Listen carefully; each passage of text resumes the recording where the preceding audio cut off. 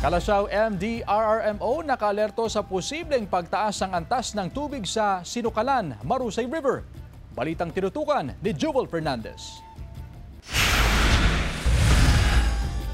Mahigpit na pinaghahandaan ng Kalasyaw MDRRMO ang magiging epekto ng paparating na bagyong uwan. Pinangangambahan ng muling pag-apaw ng Marusay River na posibleng magdulot ng baha sa iba't ibang barangay sa bayan. Binabantayan, pagka malakas yung ulan kasi nadala dito sa atin, bukod doon, binabantayan din natin yung tubig na manggagaling upstream na siyang bababa dito sa ating ilog. Bukod sa posibleng malakas na ulan, pinangangambahan din ang malakas na hangin na dulot ng bagyo. Nagsagawa rin ng river cleanup sa mga barangay at inayos na rin ang natibag na dike sa barangay San Vicente noong nakarang bagyo.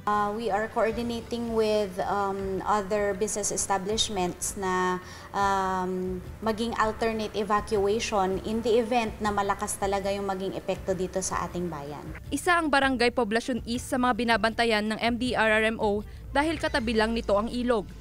Sa katunayan, may mga binabaha pang bahagi ng barangay na bunsod ng mga kalamidad noong mga nakaraang buwan.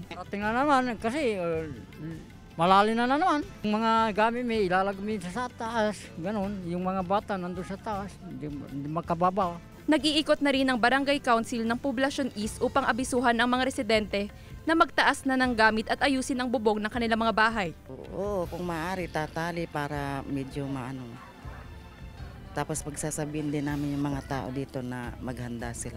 Kasama si Ron Taniedo, Jewel Fernandez, One North Central Luzon.